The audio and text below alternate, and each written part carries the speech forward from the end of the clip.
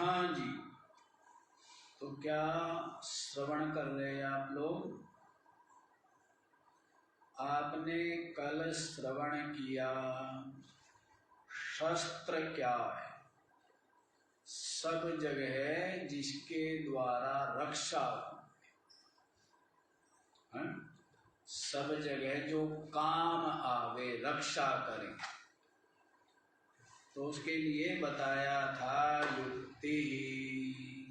क्या बताया था? युक्ति अर्थात ज्ञान, अर्थात विवेक, है ना। सब जगह रक्षा करता है, क्योंकि अज्ञान तो अंधेरा ही है, और जब ज्ञान होवे, प्रकाश होवे, तो व्यक्ति सब कुछ स्पष्ट दिखने लग जाता है, निर्भय हो जाता है।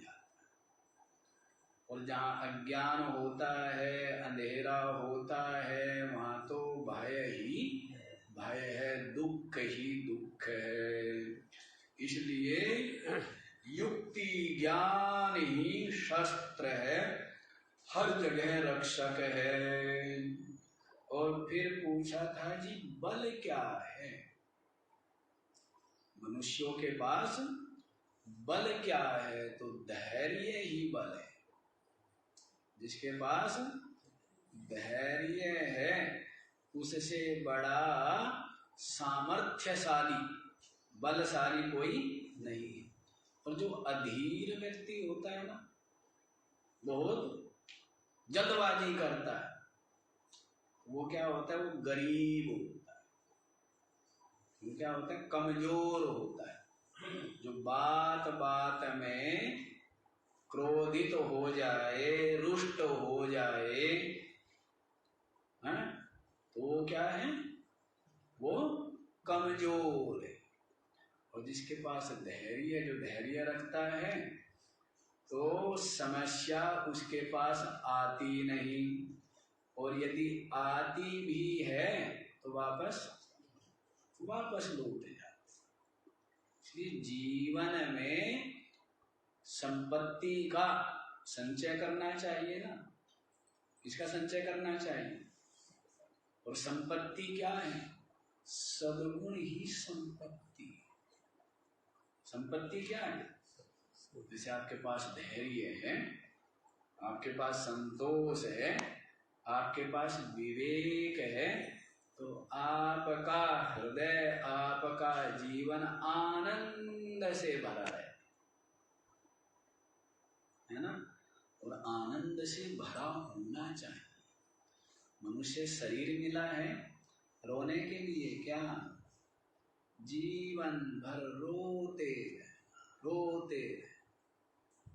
जबकि रोने के कारण नहीं अपने पास। तो रोने का सबसे बड़ा कारण क्या है? मूढ़ता, अविवेक, अज्ञान। ये क्या है? यही तो कारण है। और मूढ़ता अविवेक कैसे दूर होवे? ये तो संत पुरुषों के सानिध्य से ही क्या होगा?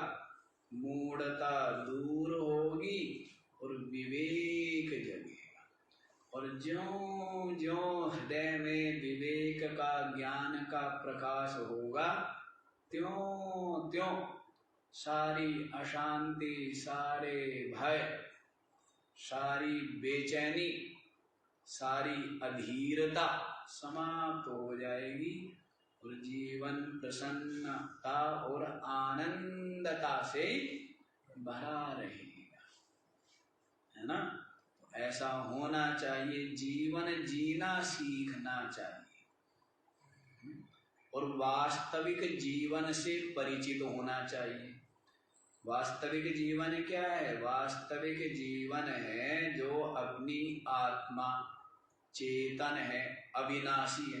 बाकी ये जो जीवन है ये तो क्या है? क्षणभंगुर है ना।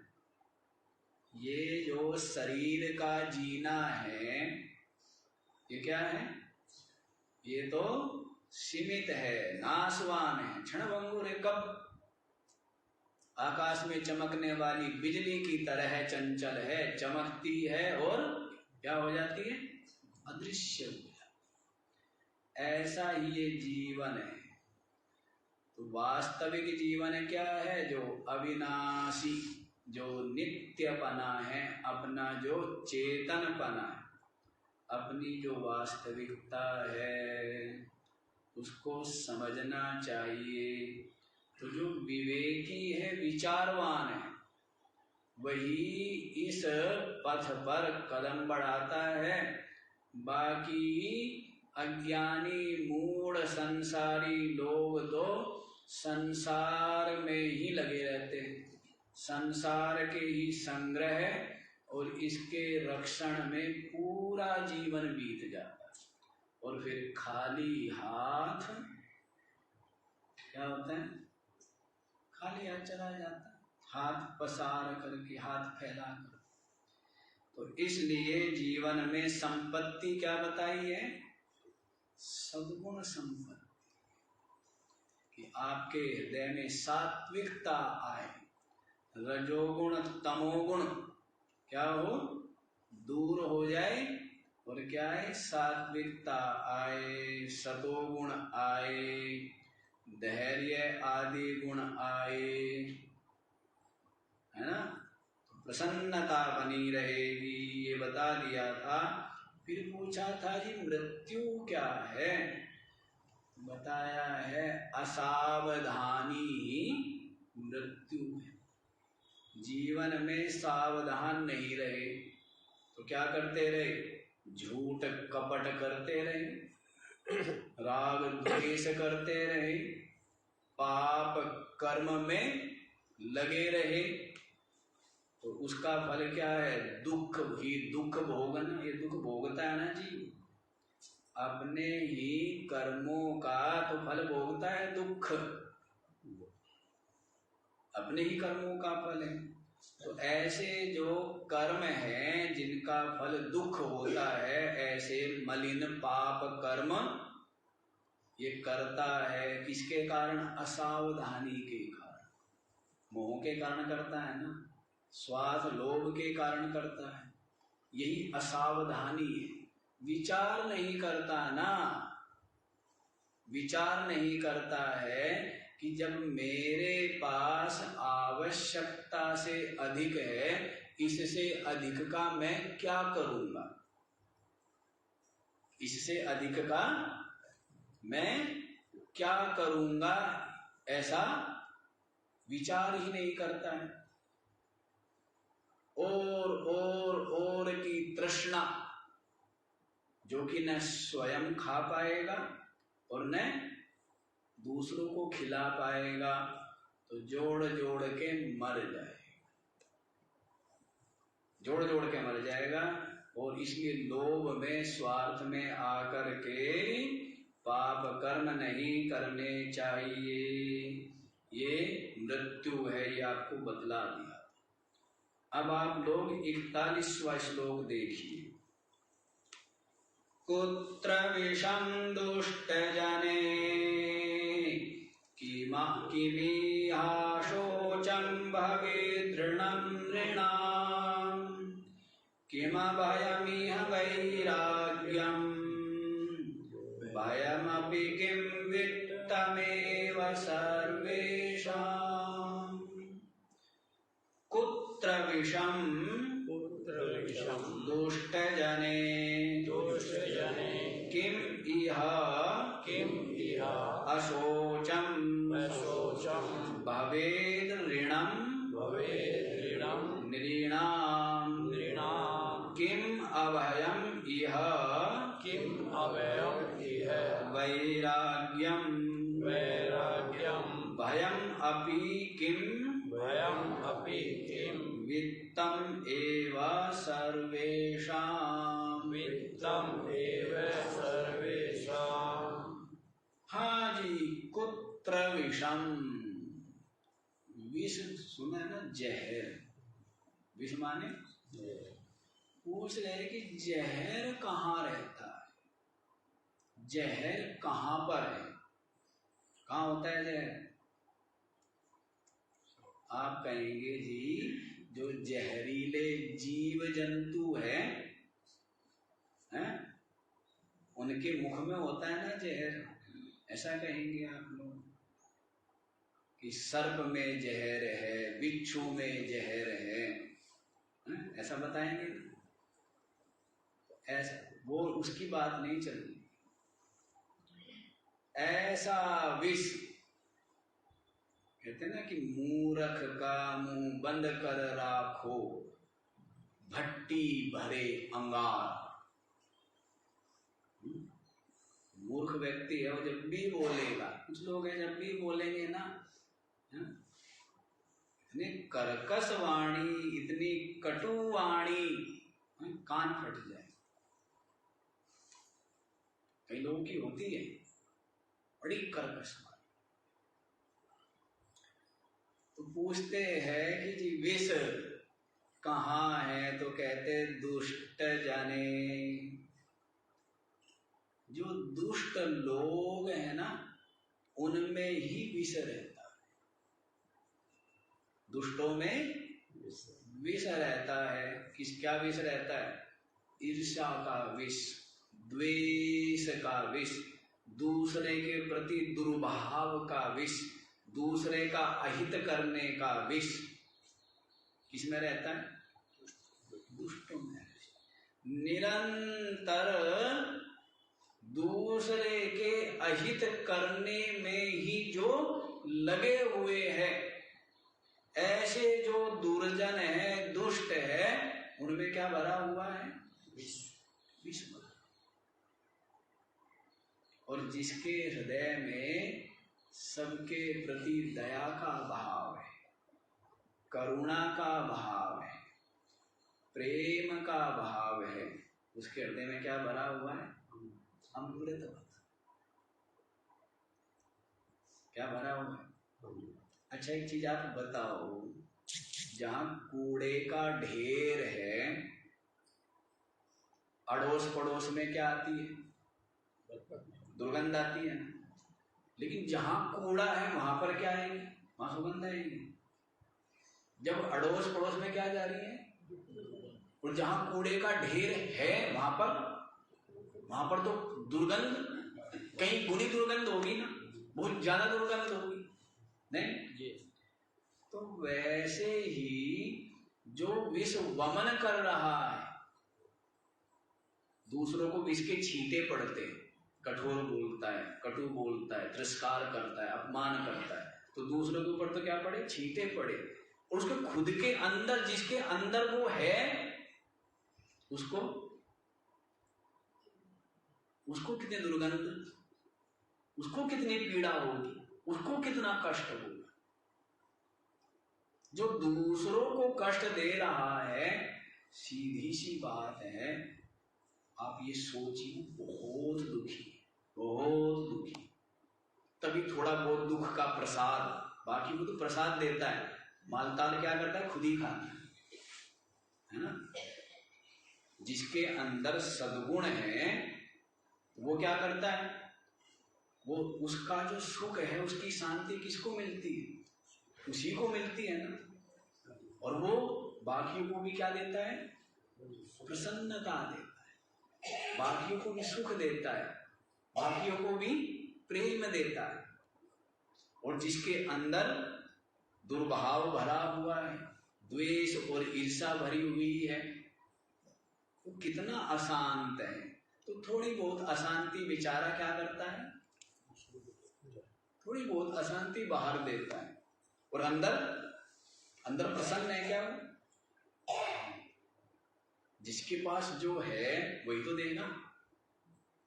अब जिसके पास दया है तो उसके पास क्या है? प्रेम है, प्रसन्नता है।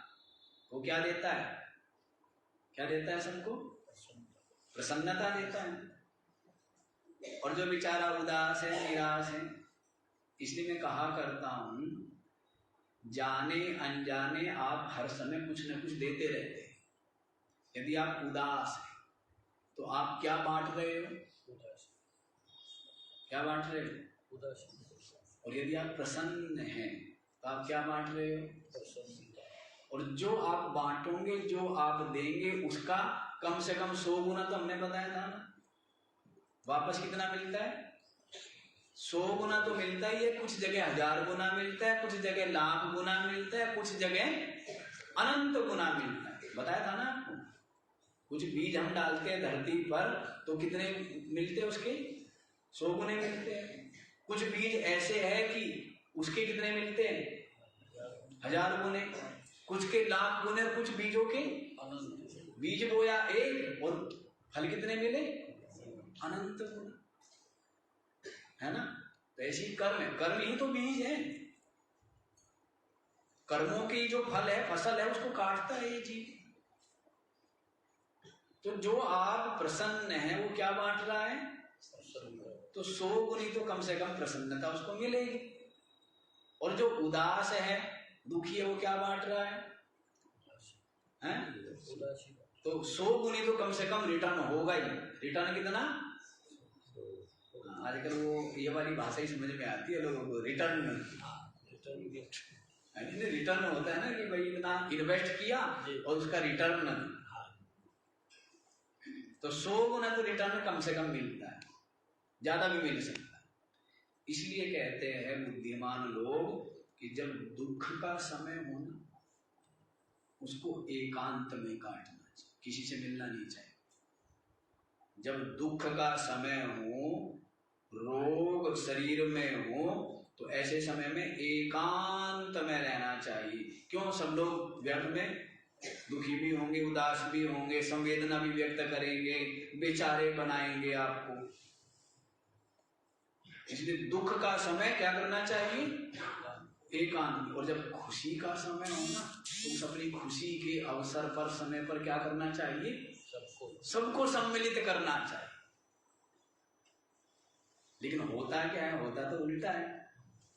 मीठा मीठा खाता है, दरवाजा बंद करके, कुंडी लगा के, अंधेरे में बैठ के मीठा खाता है? और जब करेले का जूस पीना होता है तब कहते हैं आओ आओ आप भी पी लो, आप भी ले लो, ऐसा ना। हाँ, नीम खाना है तो और आप भी लोगे, आप भी ले लो थोड़ा सा, बहुत गुणकारी है, बहुत अच्छा है। क्यों सेठ जी? और जब मिठाई हो तो वो क्या किया जाए, पहले छक के खुद खा ली जाए, उसके बाद ऐसा करता है। ऐसा नहीं होना चाहिए। सुख का समय सबको सम्मिलित करें। जब आप प्रसन्न हैं, स्वस्थ है, आनंदित है, सबको उसमें सम्मिलित करें, जिससे कि किसी की उदासी, किसी की निराशा, किसी की चिंता, किसी का दुख दूर हो। ये महात्मा लोग कहते हैं, महात्मा लोग यहाँ तक कहते हैं, बीमार घर पड़ जाइए कोई ना हो तीमारदार। कहते साधु को ऐसी जगह जाना चाहिए, यदि बीमार पड़ जाए ना तो कोई सेवा करने वाला भी ना हो। समझ आ रही है बात? नहीं समझ आ रही हो? आप लोग चिंता करते ही हो, कौन करेगा बुढ़ापे में? सारा का सारा प्रयास और प्रयत्न करते ही हो कि बुढ़ापे में या दुख में या विपत्ति में कोई हमारा नहीं करते हो। इसके लिए धन का संग्रह करेंगे, इसके लिए ही परिवार में भी कि भाई बुढ़ापे में रोग जब होगा, सेवा की जरूरत पड़ेगी, तब सेवा। तो कहते किसी का सहारा, सहारे बन सको अच्छी बात है, लेकिन किसी का सहारा लेने की भाव नहीं होना चाहिए। सबके सहारे बनो और किसी का भी सहारा की आशा मत करो। अर्थात देने का भाव हो, लेने का भाव ना। सुख दो, प्रसन्नता दो, सम्मान दो, क्या करो, केवल दो दो दो। जो दे वो दे, दानाद देवा। और जो क्या चाहते हैं, सम्मान मिले, दूसरे का मुंह देखता रहो, ये सम्मान करेगा नहीं करेगा, हो गए ना गुलाम, हो गए ना पराधीन। आशा रख लेना कि ये क्या करे, मेरा सम्मान है। तो ऐसी आशाएं नहीं रखनी चाहिए। चाहना नहीं, केवल दे सकते हो तो दो। देना क्या है? प्रसन्नता देनी है, उदासी नहीं देनी है। क्या देनी है? प्रसन्नता, नहीं तो आपको ही वापस मिलेगा। उदासी बांटोगे तो उदासी मिलेगी, प्रसन्नता बांटोगे तो प्रसन्नता मिलेगी। समझ आ रही है बात? तो इसलिए कहते हैं कि जो दुष्ट लोग हैं उनमें विष रहता है। किन में रहता है विष? सांप में, बिच्छू में नहीं, दुष्ट में विष रहता है। निरंतर द्वेष और ईर्षा, दुर्भाव, अहित चिंतन, और वही उड़ेलता रहता है दूसरों के ऊपर, और दूसरों को ये दे रहा है तो स्वयं कितना दुखी है? स्वयं देखो ना, जब समुद्र मंथन हुआ तो क्या निकला? सबसे पहले क्या निकला? विष निकला ना। अब उस विष का पान कौन करे? तो किन्होंने पान किया? किनसे प्रार्थना की? शंकर जी से प्रार्थना की कि महाराज आप क्या करो, ऐसे समय महात्माओं को बुलाते कि महाराज जहर आप पी लो, और बाकी जो मालताल है। अब सोचा शंकर जी है, फक्कड़ है, बाबा जी है, इसके कौन रोने वाला है?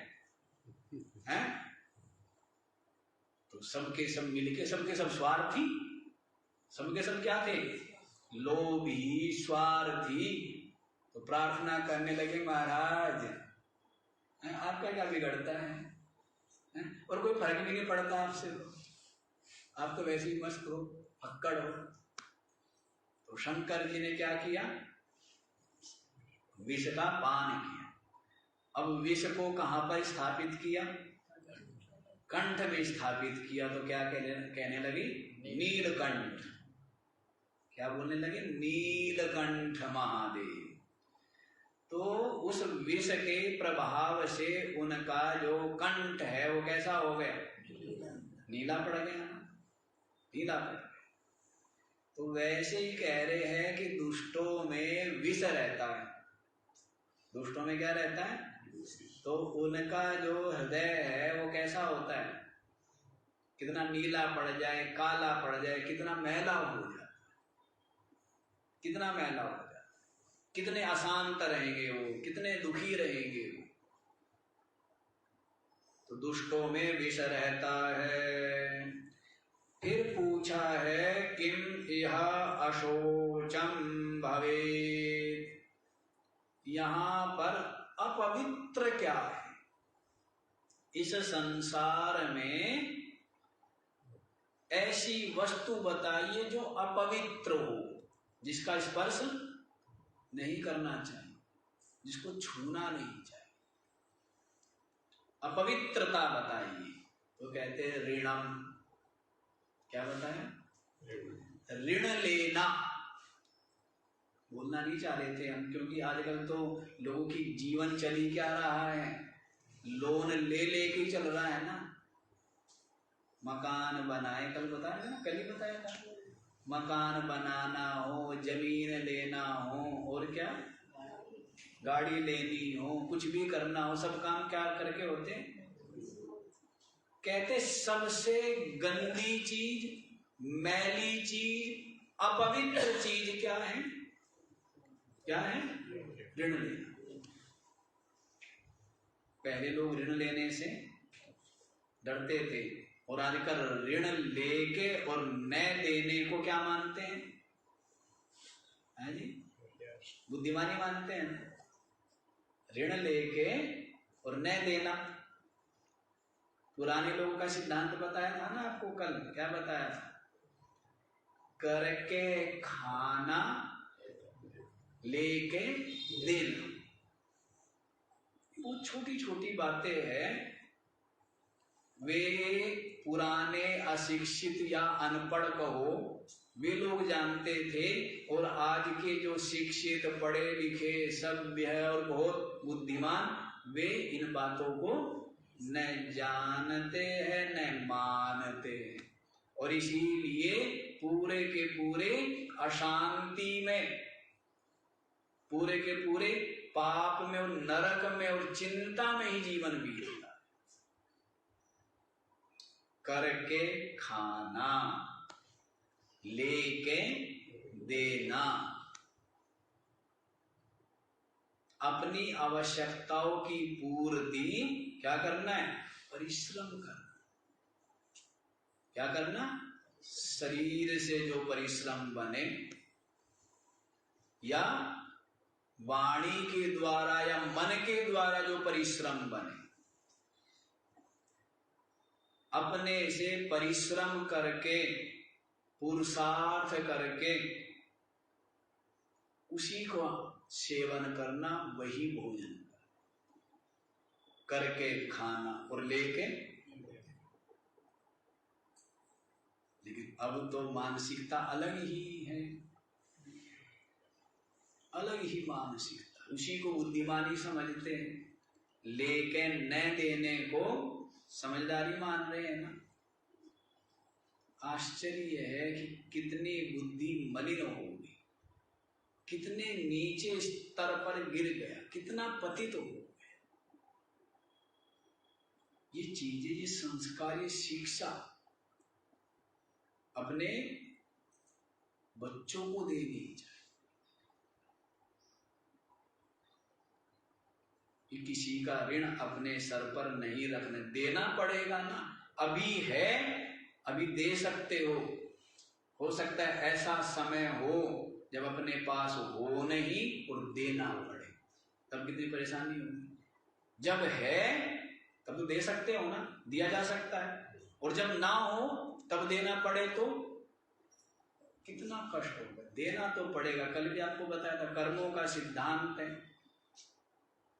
ना भुक्तम क्षीयते कर्म कल्पकोटि शतैरपि अवश्यमेव भुक्तव्यम कृतम कर्म शुभाशुभम। ऋण नहीं होना चाहिए, है ना। इसलिए बोलते पितृ ऋण, देव ऋण, ऋषि ऋण, इन सब ऋणों से उऋण होने के लिए, पितृ ऋण से मुक्ति के लिए क्या करते हैं? संतान हो गए, वंश आगे बढ़े, इसके लिए, किससे मुक्ति के लिए? पितृ ऋण से मुक्ति के। और ऋषि ऋण से मुक्ति के लिए क्या किया जाता है? शास्त्रों का स्वाध्याय किया जाता है, अध्ययन किया जाता है कि ऋषियों ने जो हमारे कल्याण के लिए दया करके, करुणा करके, अपने जो जीवन की तपस्या है, जीवन का जो अनुभव है, उसको लिख दिया है, उसका लाभ ना उठाए, उन ग्रंथों का पठन पाठन ना करे, तो वो ऋषि ऋण से ऋण नहीं हो पाए। और देव ऋण, देव ऋण क्या है? जो देवताओं से प्राप्त हो रहा है, प्रकृति से जो हमें प्राप्त हो रहा है, उसको हम वापस ना दे। जैसे यज्ञ याग आदि ना करें, जैसे अपने पास जो अधिक है उसको, जिनको आवश्यकता है उनको ना दे, तो देव ऋण से पूर्ण नहीं हो पाता। यज्ञ याग आदि करके, उपासना करके, प्रार्थना करके, स्तुति करके, भक्ति करके क्या होता है? देव ऋण से पूर्ण हो जाता है। तो ऋणी नहीं होना चाहिए। ऋण सबसे अपवित्र वस्तु, जो अपवित्र वस्तु है उसको छूते भी नहीं ना, स्पर्श भी नहीं करते। तो ऋण नहीं लेना, और यदि ले लिया जाए, ऋण के विषय में कल भी आप लोग सुन ही रहे थे, ज्यादा व्याख्या अब नहीं करूंगा। यदि लेना पड़े तो फिर क्या करें, उसको शीघ्र से शीघ्र उस बोझ को, उस भार को उतारने का प्रयास करना है, उतारना है, अन्यथा फिर देना पड़ेगा। समझ आई बात? तो ये सबसे अपवित्र वस्तु बताई है। फिर पूछा है जी, किम इह अभयम, अस्मिन लोके अभयम किम, अभय क्या है जी, जिसके द्वारा अभय की, अभय पद की प्राप्ति होवे। तो कहा है वैराग्यम। क्या बोला है? वैराग्य, जिसको भर्तृहरि जी महाराज ने कहा है वैराग्यमेवा भयम। अभय क्या है? वैराग्य ही अभय। सर्वं वस्तु भयान्वितम भुवि, इस पृथ्वी पर, और इस पृथ्वी को छोड़ दीजिए, लोक और परलोक की दोनों की बात बताई थी ना। क्या क्या बताया था? लोक, परलोक और मोक्ष, तीन चीजें बताई हैं। क्या बताया? लोक, परलोक और मोक्ष। लोक की प्राप्ति चाहते हैं, परलोक की प्राप्ति चाहते हैं, और मोक्ष की प्राप्ति चाहने वाले तो ऐसे विवेकी, ऐसे वैराग्यवान तो बहुत थोड़े होते, कोई कोई। नहीं तो लोक ही चाहते सब। आज की दुनिया को तो लोक चाहिए, परलोक भी नहीं चाहिए। क्या चाहिए? संसार में यश हो, प्रसिद्धि हो, प्रतिष्ठा, साधन, संपन्नता, लोक चाहिए ना। केवल क्या चाहिए? उसके लिए कुछ भी करना पड़े, धर्म अधर्म पाप पुण्य कुछ भी करना पड़े, क्या मिल जाए? लोक प्राप्त। कुछ लोग सोचते हैं कि लोक भी प्राप्त हो लेकिन हमारा परलोक भी ना बिगड़े। परलोक भी, यमराज जी ने कहा नचिकेता को, अयम लोका अस्ति नास्ति पर इति मानी पुनः पुनः वशमापद्यते। अयम लोका अस्ति, बस यही है भाई जो कुछ है। नास्ति पर इति मानी, कोई परलोक कुछ नहीं होता है। क्या नास्तिक लोग क्या बोलते हैं? अयम लोका अस्ति, यही है बस। किसने देखा है भाई? किसने देखा है स्वर्ग? किसने देखा है नरक? यही है बस। ऐसा मानते। परलोक परा नास्ति इति मानी, परलोक नहीं है, ऐसा मानने वाले पुनः पुनः वशमापद्यते में, यमराज जी कहते कहीं नहीं जाते, मेरे पास ही आते हुए बारंबार। क्या कहते हैं? वे कहीं और नहीं जाते हैं, मेरे पास आते, अर्थात नरक में ही आते हैं। क्या करते हैं?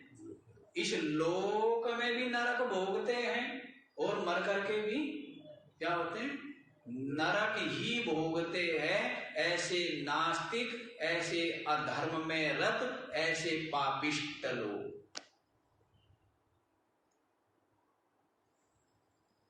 आपको कई बार कहा है ये माया है, और माया में सब कुछ संभव है, और सब कुछ क्या? सब कुछ है। जो भी आप कल्पना कर सकते हो सब कुछ है, क्योंकि सब कुछ तो कल्पित ही है। अपनी आत्मा से भिन्न सब कुछ क्या है? लोक भी कल्पित है और परलोक भी कल्पित है, लेकिन व्यवहार दृष्टि से सब कुछ है। मतलब क्या है? सबके सब है, लेकिन ये बात सत्य है नाशवान। ये बात सत्य है कि है सबके सब, वास्तविक नहीं, कल्पित, सदा रहने वाले नहीं है, नित्य नहीं है, एक रस नहीं है। लोक हो चाहे परलोक, चाहे वो आपका ये लोक हो और चाहे ब्रह्मा का लोक हो, चाहे विष्णु का लोक हो, चाहे शिव का लोक हो, सबके सब इस लोक के समान ही क्या है? नाशवान, अनित्य, मिथ्या, कल्पित प्रतीति मात्र।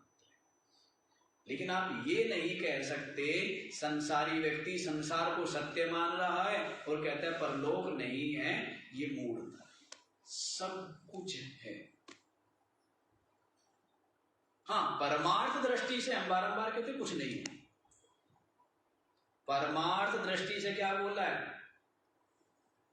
न निरोधो न चोत्पत्ति न बद्धो न च साधका न मुमुक्षु न वै मुक्ता इत्येषा परमार्थता।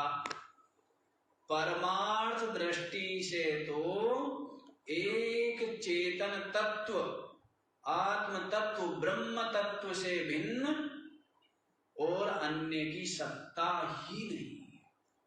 परमार्थ दृष्टि से एकमेवा द्वितीयं ब्रह्मा। ब्रह्म क्या है? एकम एवा अद्वितीयम। ब्रह्म चेतन सत्ता, परमात्म सत्ता एक है, अद्वितीय है, केवल है, निर्विशेष है। वास्तविकता तो ये है। हाँ, व्यवहार दृष्टि से सब कुछ है। जिसके लिए संसार है उसके लिए परलोक भी है। हाँ, जिसके लिए संसार नहीं रहा, जिसके लिए संसार नहीं है, जो जिसका मन बुद्धि अपने चेतन में विलय हो गया, निष्ठ हो गया, तो उसके लिए ये लोक भी क्या है? स्वप्न के समान मिथ्या प्रतीति मात्र है। तो जब ये स्वप्न के समान है तो परलोक भी क्या हुआ उसके लिए? सब कुछ स्वप्न के समान प्रतीति मात्र। तो मिलाना नहीं चाहिए। अलग अलग दृष्टि, अलग अलग कक्षाएं। जिसके लिए संसार सत्य है, शरीर सत्य है, घर बार सत्य है, उसके लिए जैसे ये लोक है बिल्कुल वैसा का वैसा ही परलोक भी बिल्कुल सत्य है। समझ लो, समझ आई बात? जिसके लिए संसार सत्य है, शरीर सत्य है, परिवार सत्य है, लेना देना सत्य है, खाना पीना सत्य है, उसके लिए क्या है? बिल्कुल जो का त्यों। परलोक भी, और परलोक में भी जो जो लोक, अनंत लोक, अनंत कल्पनाएं तो अनंत लोक। लोक भी कितने हैं? अनंत। जैसे शरीर कितने हैं? जीव अनंत है और सब अपने अपने संसार में रहते हैं। सबका अपना अपना संसार है? नहीं है, अपना अपना संसार है सब। कोई कहता है, कोई किसी का कुछ लगता है, कोई किसी का कुछ लगता है। अपना अपना संसार है, अपने अपने संकल्प है, अपने अपने निश्चय है, अपनी अपनी भावना है, अपने अपने मन है, सब अपने अपने संसार में रहते हैं। तो जैसे सबके अपने अपने संसार है, ऐसी अनंत जीव है, अनंत कल्पनाएं हैं, अनंत लोक है, अनंत भगवान है। हरि अनंत, हरि कथा अनंत। हरि भी क्या है? अनंत है, अंतरहित है। और हरि की कथाएं भी क्या है? वो भी अंतरहित। तो बहुत से लोग विचित्र स्थिति में होते हैं। कई लोग कहते हैं स्वर्ग आदि है, कुछ लोग कहते हैं बिल्कुल भी नहीं है ना? अपना अपना है। जैसे जैन धर्म कहता है ईश्वर नहीं है। बौद्ध भी कहते हैं, बुद्ध भी कि ईश्वर नहीं है। और इतने दर्शन हैं, योग दर्शन, न्याय दर्शन, वैशेषिक दर्शन, कर्मकांड, उत्तर मीमांसा, ये सब कहते ईश्वर है।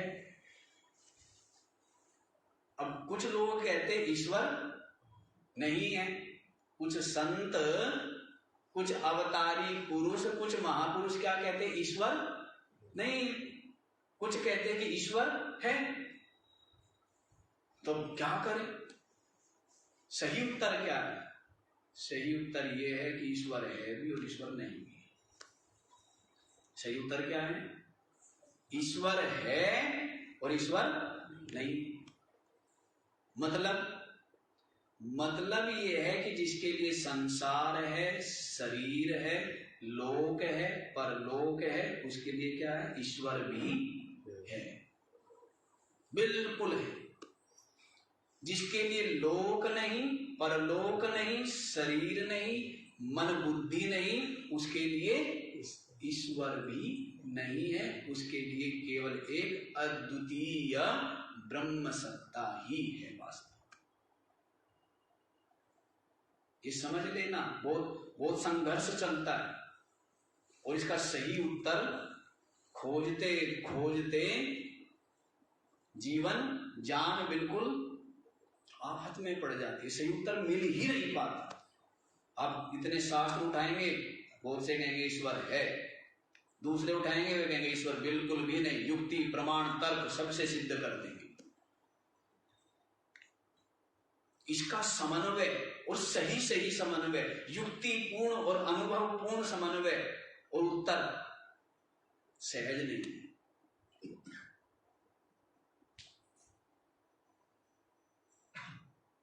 अब योग वासिष्ठ आदि ग्रंथ भी उठाएंगे तो वो भी, उसमें भी क्या है? एक जीववाद वाले ग्रंथ है, संसार को मिथ्या मानते हैं, तो वो भी ईश्वर की पृथक सत्ता नहीं मानते हैं, तो उत्तर मिलेगा ही नहीं। और जो उत्तर है सही वो मैंने अभी आप लोगों को बताया। जिसके लिए द्वैत सत्य है, जीव जगत सत्य है, उसके लिए जैसे संसार सत्य है वैसे के वैसे ही ईश्वर भी सत्य। जिसके लिए शरीर, संसार, लोक, परलोक मिथ्या हो गए स्वप्न के समान, उसके लिए ईश्वर की भी सत्ता अलग से नहीं। सब कुछ क्या हो गया? उसका आत्म रूप हो गया। सब कुछ क्या हो गया? सब कुछ आत्मा रूपी सिंधु में, सागर में विलय। हाँ जी, तो बात किसकी चल रही है? बात चल रही है वैराग्य की। पूछा क्या? अभय क्या है? तो वैराग्य ही अभय। सबकी सब वस्तु, लोक परलोक, सब जगह भय ही भय, क्योंकि सब कुछ नाशवान है। एक चेतन से भिन्न सब कुछ क्या है? सब कुछ जड़, सब कुछ दृश्य, सब कुछ नाशवान, सब कुछ परिच्छिन्न, सब कुछ काल के काल में, सब कुछ।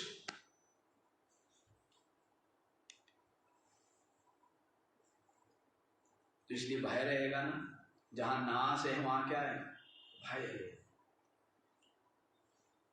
ऐसे बोल दिया जाता है, स्वर्गे लोके न भयम किंचन अस्ति, न तत्र त्वं न जरया बिभेति।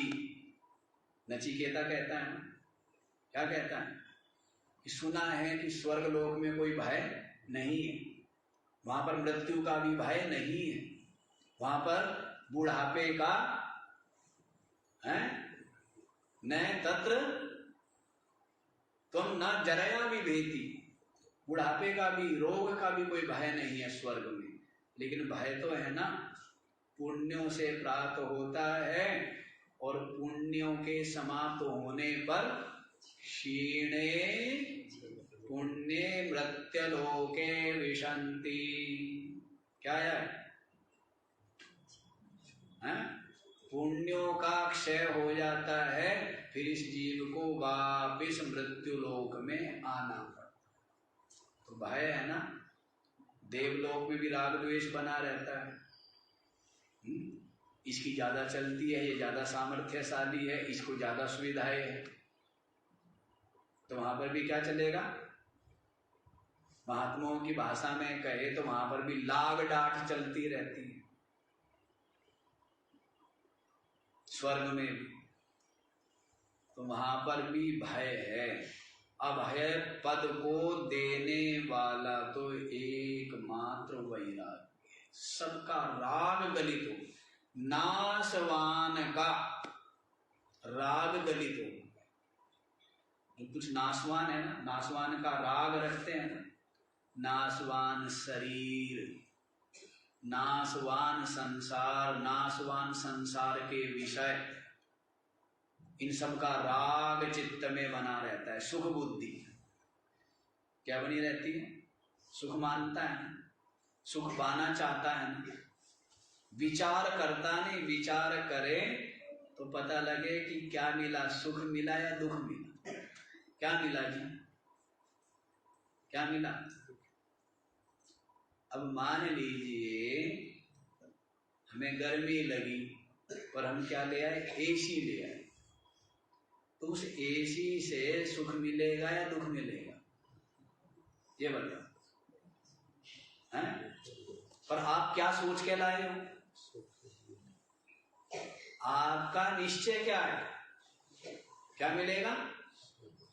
आप क्या मान रहे हो कि क्या मिल रहा है? लेकिन विचार करो तो क्या मिल रहा है? नहीं, विचार करो कैसे? पहले तो उसको लाने में ही क्या चाहिए? धन चाहिए, हैं? और उसके लिए कितना कितना परिश्रम करेंगे, कितनी भागदौड़ करेंगे, ठीक है? और फिर हर महीने क्या आ जाता है? और फिर उसकी सर्विस और फिर मेंटेनेंस। ये एक ही बात है, एक ही बात है। टूट फूट ये भी तो होती है, एक सर्विस तो करानी ही पड़ती है, चाहे काम लो चाहे ना लो, हैं? और फिर उसके क्या हो जाते हैं? ऐसे गुलाम बन जाते हैं, ऐसा अभ्यास हो जाता है शरीर को कि उसके बिना रह नहीं सकते। तो गुलाम बन गए ना, क्या बन गए? उसके दास बन गए ना। तो गुलाम को सुख है? जो गुलाम है, परतंत्र है, उसको सुख मिलेगा क्या? तो लाए तो हम किस लिए? वो दे क्या रहा है? विचार करो। जितनी हम साधन संपन्नता सुविधाएं संग्रह करते जा रहे हैं, इन सब के द्वारा चैन मिला या बेचैन हुआ है जी?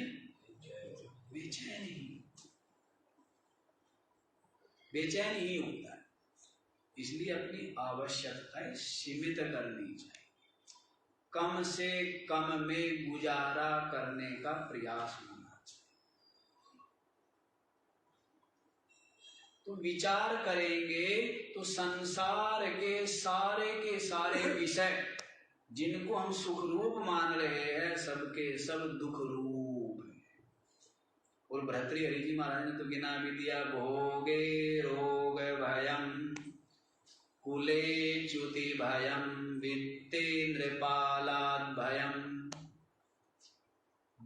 माने दैन्य भयम, बले रिपु भयम, रूपे जराया भयम, शास्त्रे वादि भयम, गुणे खल भयम, काये कृतांताद भयम, सर्वं वस्तु भयान्वितं भुवि वैराग्यमेवा भयम। क्या बताया? भोगे रोग भयम। सब विषयों का क्या किया हमने? संग्रह किया, और संग्रह करके उनके उपभोग किया। उससे क्या होता जाता है? शरीर की शक्ति जितना जितना सुविधा, जितना जितना आराम, जितना जितना अधिक विषयों का सेवन, उतना उतना शरीर और इंद्रियों की शक्ति क्या होती है? भोगे रोग भय। भोग से क्या? रोग आ जाते हैं। फिर वित्तेन्द्रपालाद भयम, धन कमा लिया, सबका डर। धनी व्यक्ति को तो सबका डर है, और तो छोड़ो, भाई का भी डर है, बहन का भी डर है, अपने संतान का भी डर है। क्यों? क्योंकि सबको मतलब किससे होता है? उससे मतलब नहीं है, मतलब किससे है? हाँ, बारंबार हम कहते हैं ना कि माल से मतलब है मालिक से, भगवान से ही मतलब नहीं है। भगवान का माल सबको चाहिए। भगवान चाहिए क्या? भगवान की लक्ष्मी सबको चाहिए, और भगवान है ना, भगवान तो बस मंदिर में मिले तो ठीक, और बाकी तो भगवान साथ हो गया तो हमारा तो सारा झूठ नहीं बोल सकते, कपट नहीं कर सकते, चोरी नहीं कर सकते। भगवान साथ में हो तो बड़ी गड़बड़ हो जाए। नहीं, भगवान चाहिए क्या? या भगवान बिल्कुल नहीं चाहिए भाई? हैं? भगवान नहीं चाहिए बिल्कुल, बड़ी गड़बड़ हो जाएगी। जबकि भगवान कहाँ बैठा है? भगवान तो हृदय में बैठा है, और भगवान तो ज्ञान स्वरूप है ना। मन बुद्धि भी जो कुछ जान रहे, जिसकी कृपा से जान रहे,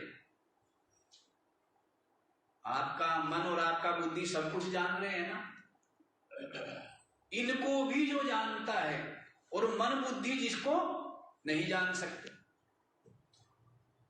मन बुद्धि जिसकी कृपा से, जिसकी सत्ता से संपूर्ण अभिष्ट वस्तुओं को जानते हैं, जिसकी कृपा से, वो चेतन, वो अविनाशी तत्व, वो आत्म तत्व, वो आपके हृदय में है, आपकी अपनी आत्मा है। तो परमात्मा तो ज्ञान स्वरूप है ना।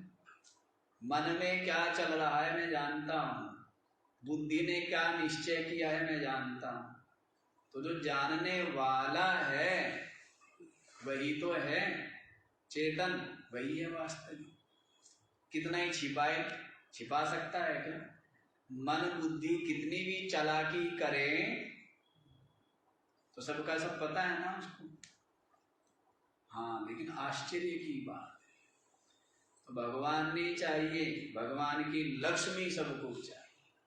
वैसे धन की बात बता रहे हैं, धन सबको चाहिए, और जिसका धन है वो बूढ़ा, उसको कहते हैं कि वो बड़े वाला रख ले, कुछ दिन के वो बीच वाला रख लेगा, कुछ दिन के छोटे वाला रख लेगा। सबको दिया है ना माल, तो वैसे इसको भी क्या है, बांटना पड़ेगा। ऐसी विचित्र। तो कहते वित्तेन्द्र पाला भयम, धन जिसके पास है सबका डर है।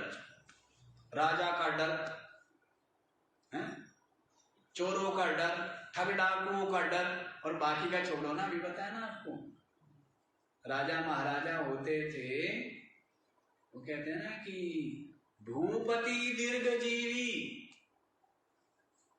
ऐसा कोई राजा जो लंबा जिया हो। है? क्या होते थे जवानी में ही? जय श्री राम। क्यों? खुद की संतान कहो, खुद के मंत्री कहो, खुद के भाई बंधु कहो, वही दुश्मन हो जाते थे। और अनेकों मुगलों के इतिहास में तो भरा पड़ा है ऐसे दृष्टांत कि स्वयं राजा बनने के लिए, जैसे कंस ने क्या किया, अपने पिता को, बहन को, हैं, जीजा को क्या किया, जेल में डाल दिया। तो यहाँ तो एक आध कंस हुए, और मुगलों में तो कितने कंस हुए? कहिए तो है ही कंस की संतान है कि अपने पिता को ही क्या करना, जेल में डाल देना, और स्वयं राज करना। तो वित्ते, जिसके पास धन है उसको तो सबका डर है।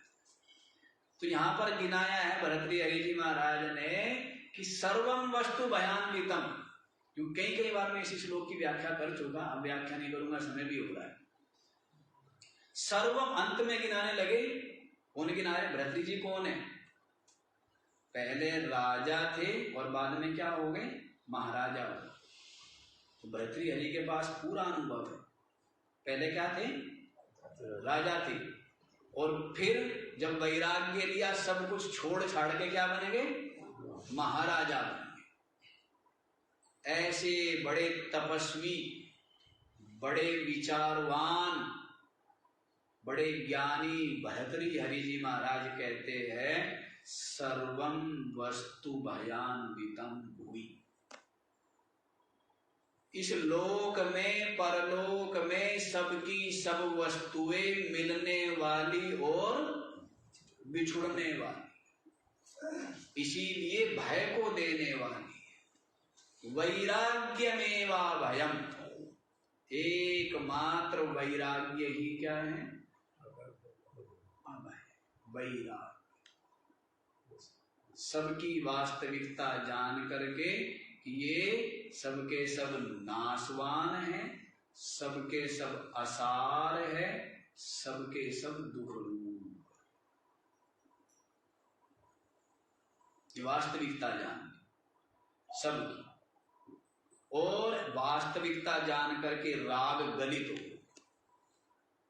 जब सच्चाई जान लेंगे तो राग क्या होगा? जिसको हम सुख रूप मान रहे थे, अब जाना कि सुख तो देता नहीं है, क्या देता है? दुख देता है। तो फिर राग रहेगा क्या उससे? राग किससे होता है? राग उससे होता है, जैसे हमने कई बार दृष्टांत दिया आपको, जैसे आप हो, आपको राग अपने बड़ों से नहीं होता है, किससे होता है? छोटों से होता है। आपको मोह किससे होता है? अपने छोटों से मोह होता है ना, बड़ों से होता है क्या? बड़ों से मोह नहीं होता। पानी जैसे नीचे को बहता है, वैसे मोह भी किधर को बहता है? नीचे को बहता है। तो आशा करते हैं ना उनसे। राग किससे होता है? जिससे सुख मिल रहा हो, जिससे सुख मिल चुका हो, या जिससे भविष्य में सुख मिलने की आशा। समझ आ रहा है? राग कहां होता है? जिससे सुख मिल चुका हो, जिससे सुख मिल रहा हो, या जिससे भविष्य में सुख मिलने की संभावना हो, तो उसमें क्या होता है? हमारा राग।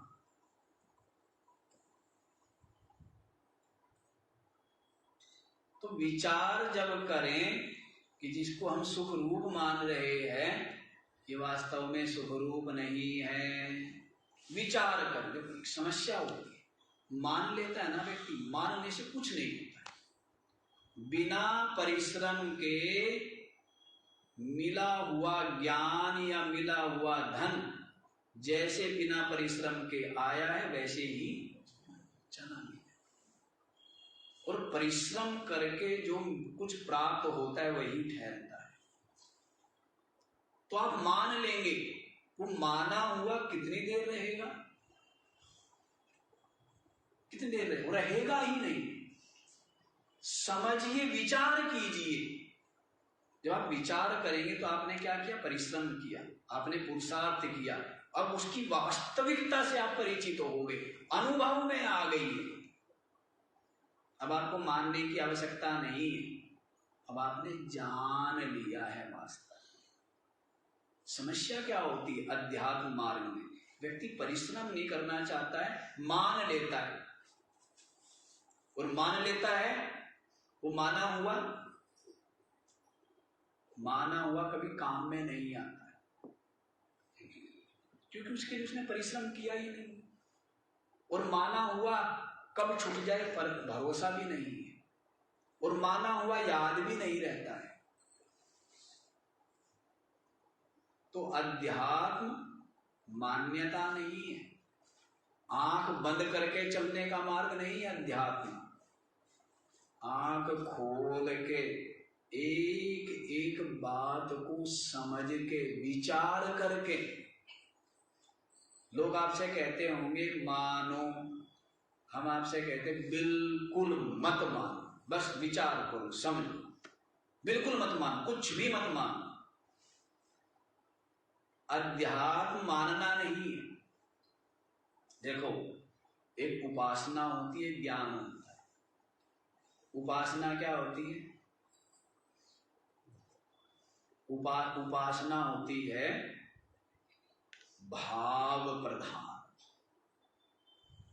और ज्ञान क्या होता है? वो होता है वस्तुनिष्ठ। ज्ञान क्या होता है? वस्तुनिष्ठ है। और भक्ति क्या होती है? वो भाव प्रधान है। जैसा भाव रख लो वैसा है। लेकिन ज्ञान में जैसी वस्तु है वैसी समझनी पड़ेगी ना, सबको वैसी ही समझनी पड़ेगी। ज्ञान मार्ग।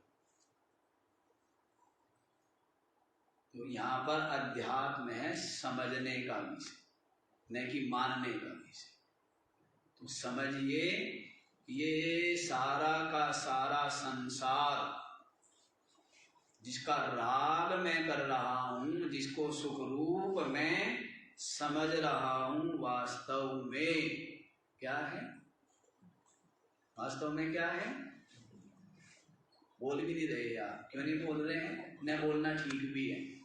जब आपका चिंतन ना हो, अनुभव ना हो, निश्चय ना हो, तो न बोलना ही ठीक है। पर वास्तव में ये सारा का सारा नाशवान है, संयोग वियोग रूप है, असार है और दुख रूप है। और ये बात समझ आ गई ना, ये बहुत बड़ी आपने कमाई कर ली है। वैराग्य की प्राप्ति सबसे बड़ी प्राप्ति। बारंबार हम कहते संपूर्ण योग वशिष्ठ भगवान श्री राम को सुना करके वशिष्ठ जी महाराज कहते हैं, राम जी कैसे भी करके वैराग्य हो जाए। सबसे बड़ी पूंजी, सबसे बड़ी संपत्ति, सबसे बड़ा धन, सबसे बड़ी कमाई अध्यात्म पथ के पथिक के लिए वैराग्य। एकमात्र अभय प्रदाता कहो या परमात्म पद प्रदाता कहो, क्या है? वैराग्य। और वैराग्य क्षण में नहीं होता है। जो क्षण में वैराग्य होता है ना, जैसे आया है वैसे ही चला भी जाता है। धीरे धीरे धीरे धीरे विचार कर करके एक एक वस्तु की असारता, नश्वरता, दुख रूपता, एक एक वस्तु की समझ करके संपूर्ण अनुभव हो गया कि सबका सब तो ऐसा है।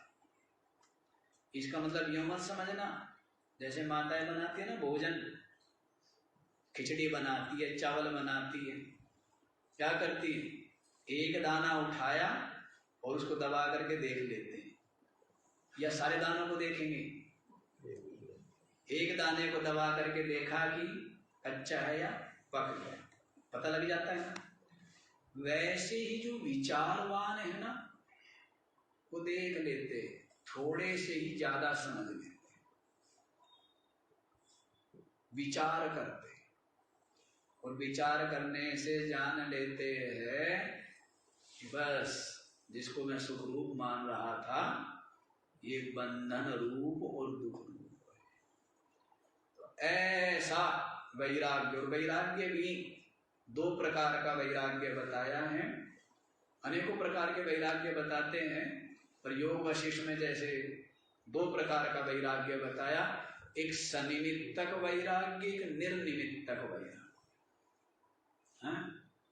घर में कुछ विपत्ति आ गई, जीवन में कुछ संकट आ गया, समस्या आ गई, हैं, तब क्या होता है? तब जो वैराग्य होता है वो किसी निमित्त से हुआ है।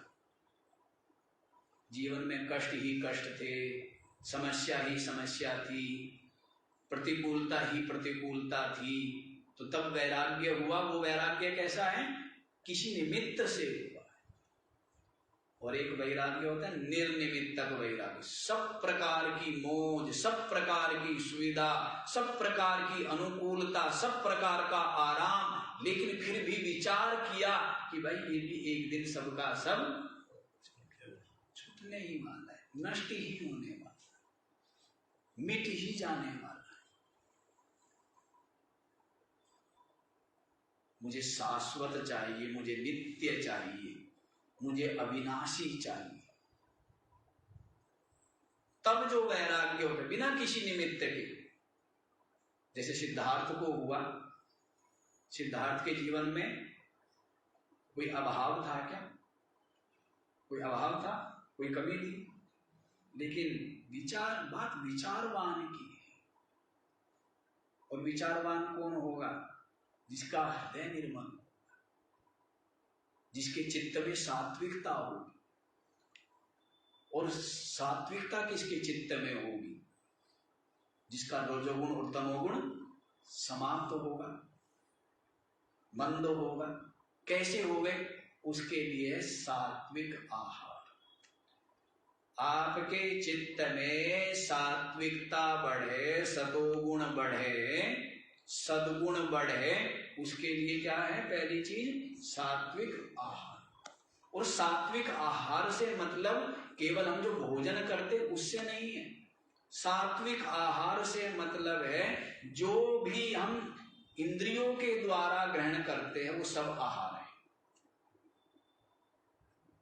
जो भी इंद्रियों के द्वारा ग्रहण कर रहे हैं, आंखों के द्वारा क्या ग्रहण करते हैं? रूप का। कानों के द्वारा किसका ग्रहण करते हैं? शब्द का। नाक के द्वारा किसका ग्रहण करते हैं? गंध का। रसना के द्वारा किसका ग्रहण करते हैं? रस का। त्वचा के द्वारा किसका ग्रहण करते हैं? स्पर्श।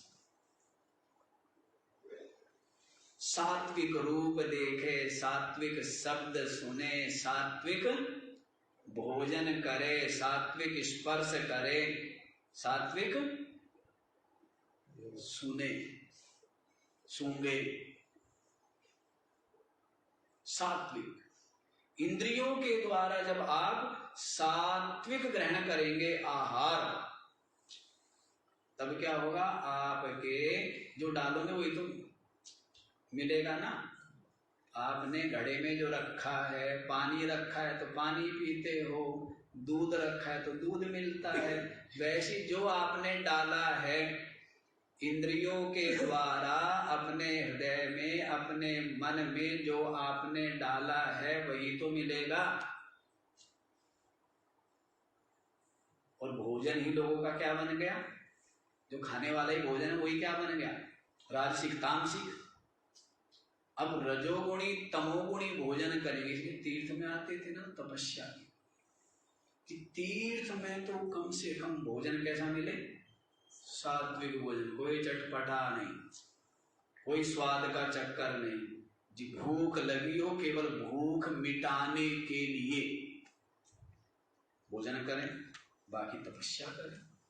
तीर्थ में तो इसलिए आते हैं ना, तीर्थ में, गुरु स्थान में तो इसलिए आते हैं। रजोगुणी तमोगुणी भोजन होगा तो चित्त में क्या होगा? रजोगुण तमोगुण होगा। सात्विक आहार ग्रहण करें तो चित्त में सात्विकता हो। और जैसे जैसे चित्त में सात्विकता होगी वैसे वैसे विवेक और वैराग्य जगेगा।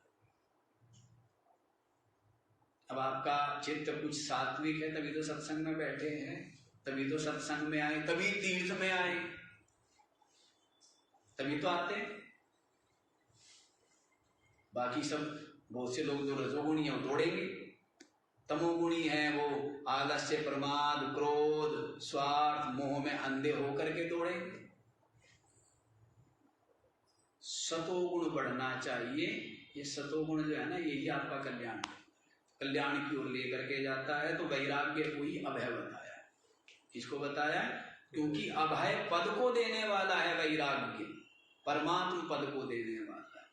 तो सबसे बड़ी पूंजी है जी वैराग्य, सबसे बड़ी संपत्ति है। समय ज्यादा हो गया, अभी इतना ही, बाकी का विचार हम लोग कल करें।